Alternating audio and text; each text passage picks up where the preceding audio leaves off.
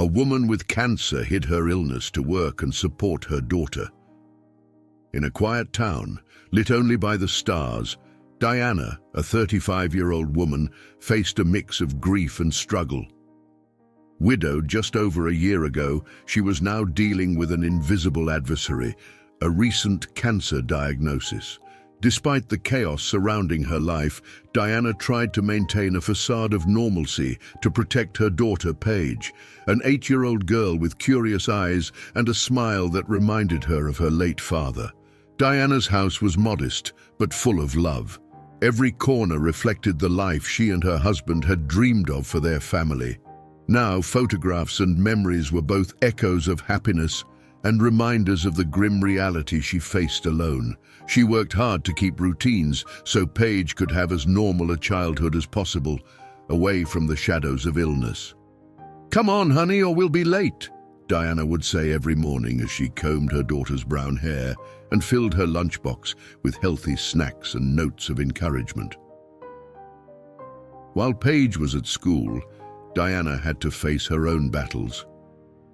Trips to the hospital for treatment were frequent and exhausting, but she always recovered enough to pick Paige up with a smile. The cancer diagnosis had been devastating, but Diana was determined to fight. She feared, however, that Paige might feel alone if she discovered the truth.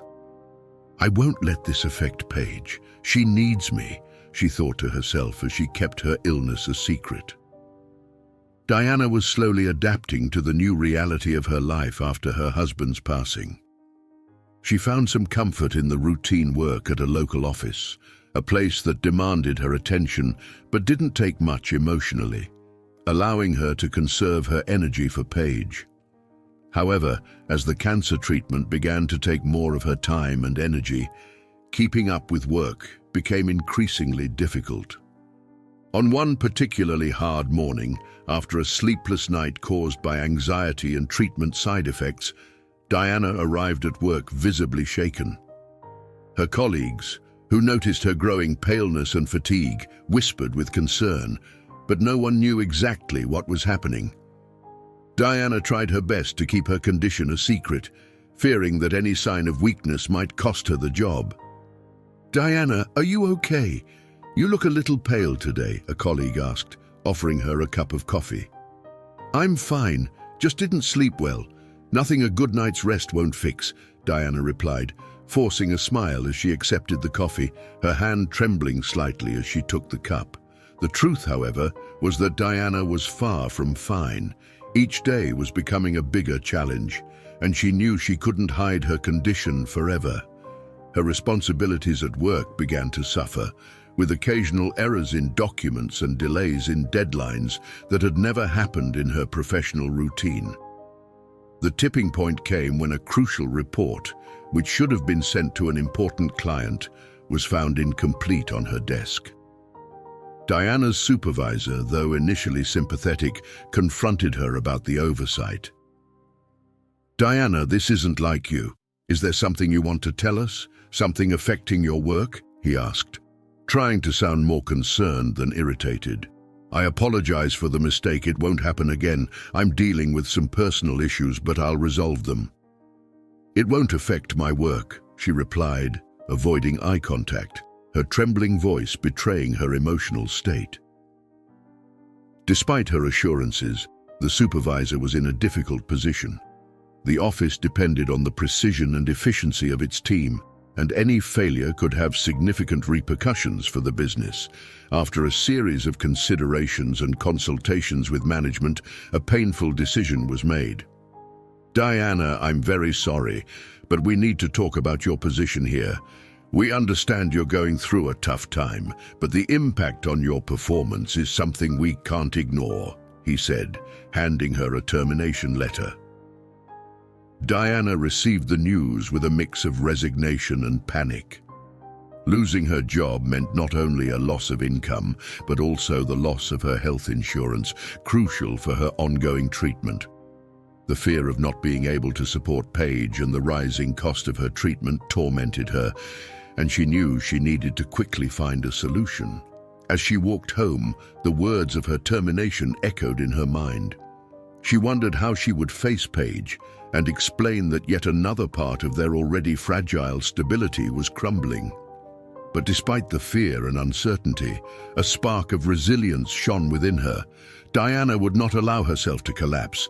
She had to be strong for Paige, and that meant starting to look for new opportunities, no matter how challenging they might be. After days of uncertainty and anxiety, Diana woke up one morning determined not to succumb to the darkness that threatened to engulf her. The fear of not having the resources to care for Paige and the urgent medical expenses pushed her to find a new opportunity. She decided she needed to act immediately. After dropping Paige off at school, she grabbed her coat, carefully organized her resume in a folder, and left the house, determined to find a new job. Amid the narrow streets and the city's hustle and bustle, Diana passed by shop windows, stores and cafes, where she occasionally stopped to check job postings hung in the windows. Her hopes, however, dwindled with each sign that indicated no vacancies. In a final effort, she decided to try the local library, a place that always held special meaning for her. The library was located in a quiet square, surrounded by old trees. The cozy interior offered the promise of peace and quiet that Diana longed for. Inside, the aroma of old books and the soft sound of turning pages seemed to invite visitors to dive into the wealth of knowledge and adventure hidden on each shelf. As she timidly explored the shelves, Diana heard a voice behind her. "Can I help you with something?" asked Logan, the library manager, with a friendly smile. Diana, surprised, turned to him and tried to hide her worry under a mask of determination. "Hello, I was wondering if you happen to have any job openings."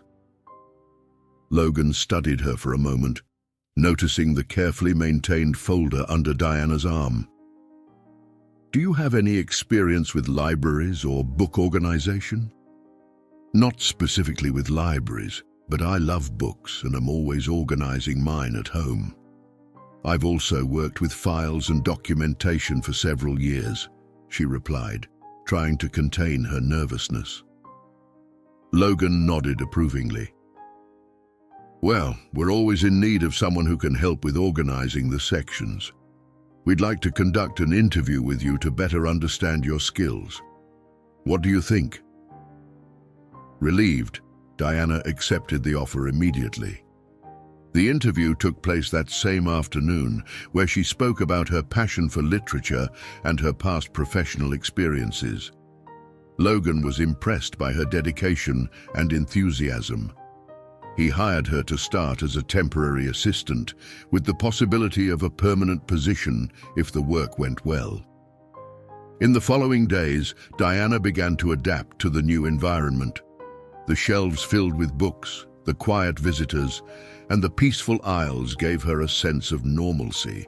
She found solace in the stories she organized and started to feel part of something bigger again. The library became her refuge, a place where her illness seemed temporarily absent, and she could immerse herself in an endless universe of stories. "I'm really enjoying the job, Logan," she said during a break, sipping a cup of tea in the small break room.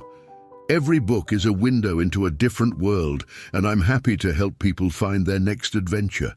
Logan smiled. "I'm glad you're enjoying it, Diana. You've been a great help, and your dedication impresses me." Over time, Logan observed Diana's passion and organization and soon offered her the position of organizing and repairing the books, a task she accepted with enthusiasm. For her, this was an opportunity to use her archivist skills and her love for literature in a meaningful way. Despite everything, Diana was still battling the silent disease, but she felt that working at the library gave her a purpose, a chance to momentarily forget the challenges she faced. As she arranged the shelves, her worries seemed to dissipate, and she knew that no matter how short-lived this peace was, it gave her the strength to keep fighting. Diana, now settled in her new position at the library, began to build a routine that gave her a sense of stability, something she hadn't felt in a long time. She spent her days organizing the shelves and keeping the library in order. As she dedicated herself to repairing books and cataloging collections, she gained Logan's trust and respect. But even in this safe haven, she felt the increasing weight of her condition.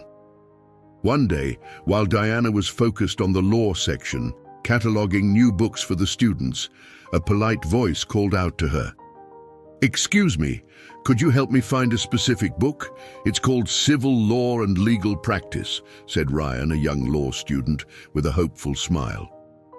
Diana, already absorbed in her organizing, looked up at him, immediately noticing his determined demeanor. "Sure, I can help. I think it's on the shelf in the back. Come with me," she replied, guiding Ryan through the aisles. He seemed attentive to what she was saying, making mental notes of the references she provided. Upon finding the book, Ryan thanked her enthusiastically and asked if she could suggest more readings. "I'm studying for an important exam. I need all the material I can get."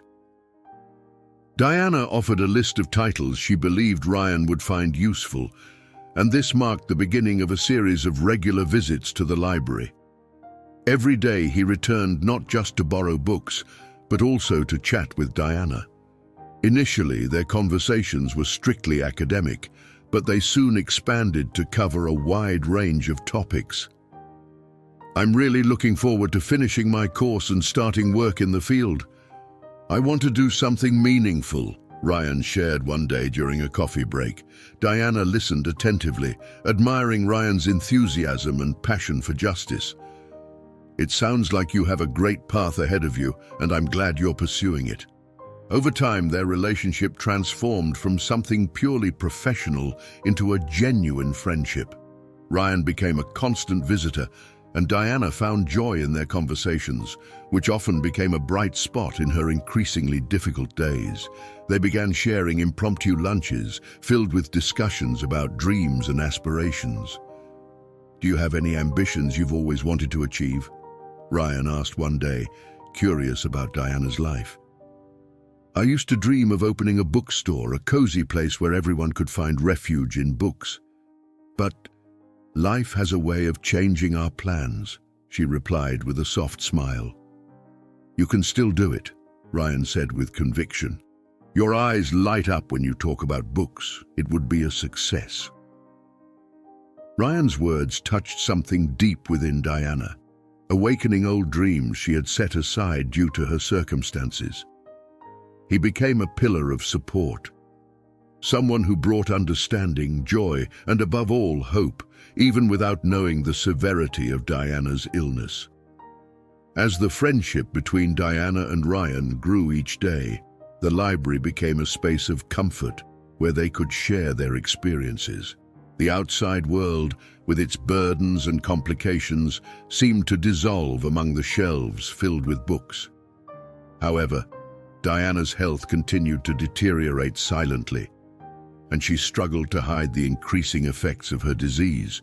Despite her determination, the signs were becoming increasingly evident. Logan, always attentive and observant, began to notice the exhaustion in Diana's eyes and her tendency to avoid tasks that required physical effort. He maintained an open-door policy, always willing to listen to his team's problems, but Diana remained reserved, insisting she was just a bit tired. "Diana, are you sure you're okay? You've been looking noticeably pale these past few days," he asked one afternoon, after noticing she seemed even more worn out than usual. "It's just a cold. I just need a good night's sleep, that's all," she replied with a weak smile. Even with the facade she tried to maintain, the effects of the cancer were becoming harder to hide. Days later, while organizing a stack of books in the history section, Diana felt a sudden dizziness. The world around her began to spin, and she tried to steady herself against a nearby shelf to avoid falling, but her knees buckled. She collapsed to the floor, unconscious, as books scattered around her. Logan, who was at the counter, heard the crash and rushed to the scene, finding Diana passed out. He immediately called an ambulance, which arrived within minutes, and accompanied her to the hospital, where doctors and nurses began a series of tests. After a few hours, a doctor approached Logan in the waiting room. "Her condition is delicate. Diana has advanced stage cancer," the doctor explained, with a worried look. "She will need intensive care." Logan was stunned by the news. He returned to the room where Diana was resting, still under the effects of the medication. When she awoke, she found Logan by her side, his face full of concern. "Logan, what are you doing here?" she asked, surprised. "Diana, you collapsed in the library. I brought you to the hospital and the doctors told me about your condition," he replied softly. Diana's gaze became glassy, as if the words had paralyzed her. She knew the inevitable moment had come, but still, facing it seemed overwhelming. "I didn't want anyone to know," she said, tears beginning to roll down her face. "I needed to keep working to take care of Paige." Logan gently held her hand. "I understand your reasons, Diana, but you need to take care of yourself. That's much more important now." In the following days, while Diana remained hospitalized, Logan faced a dilemma. Though he empathized with her situation, having a severely ill employee could be a burden for the library. Feeling betrayed and concerned about the stability of the workplace, he made the difficult decision to let Diana go so she could focus on her health.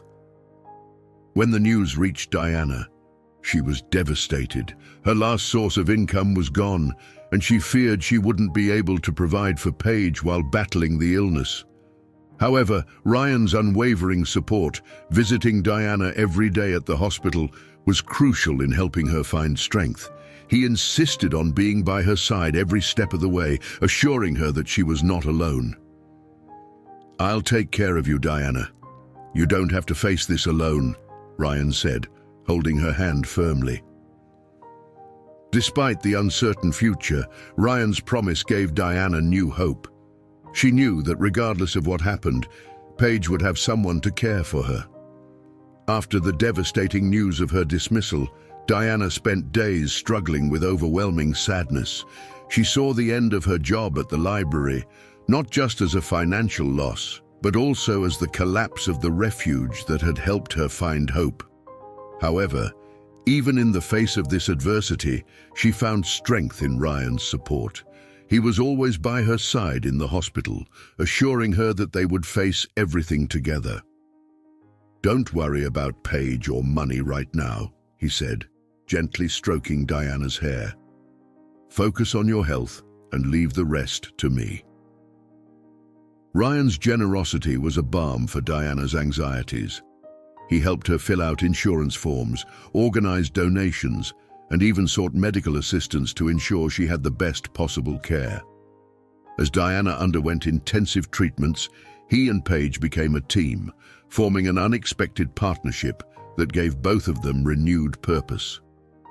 Days turned into a routine of medical appointments, tests, and chemotherapy. Diana clung to hope with all her might, even as her body grew weaker. She looked at Paige and Ryan as bright beacons guiding her through the chaos, and in their eyes, she saw the reason to keep fighting. With each new hospital visit, Ryan was always there to hold her hand and speak words of encouragement. "You are stronger than any diagnosis, Diana. We'll get through this together."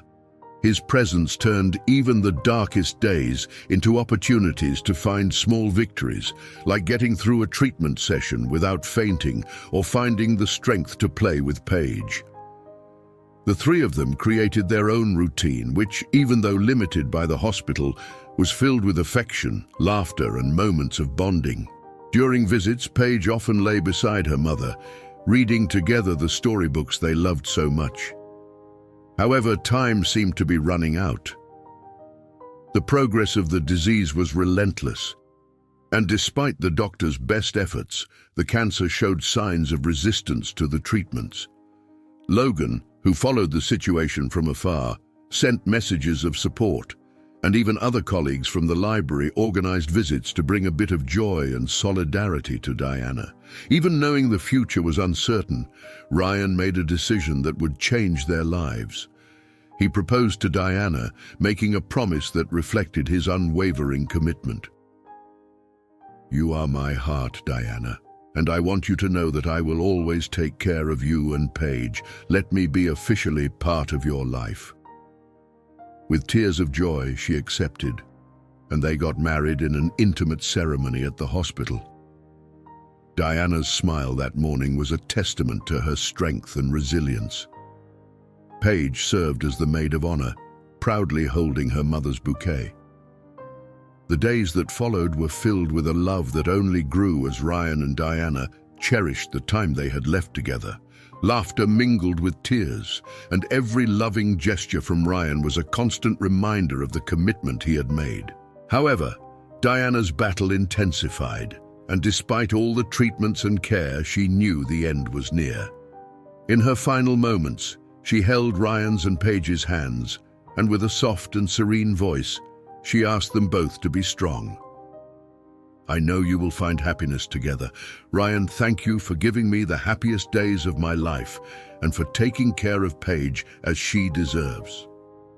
Ryan, holding back tears, replied, "I promise, Diana. I promise I will do everything to ensure she has a happy life." Diana smiled softly and then closed her eyes for the last time. The grief of losing Diana left a deep mark on Ryan and Paige's lives. The days following the funeral were filled with a heavy silence, and every corner of the house still carried traces of her presence. Little Paige, now an orphan, clung to Ryan's promise that he would always take care of her, but her mother's absence left her inconsolable. For Ryan, the pain was overwhelming. He found himself in uncharted territory, trying to balance his own sorrow while taking on the role of a father. He promised himself he would do everything in his power to make Paige feel safe and loved, but the task was daunting. In the days that followed, he slowly returned to work and began to build a new structure for their lives. Meanwhile, Logan, who had remained silent after the funeral, reappeared, seeking to make amends for his previous decision.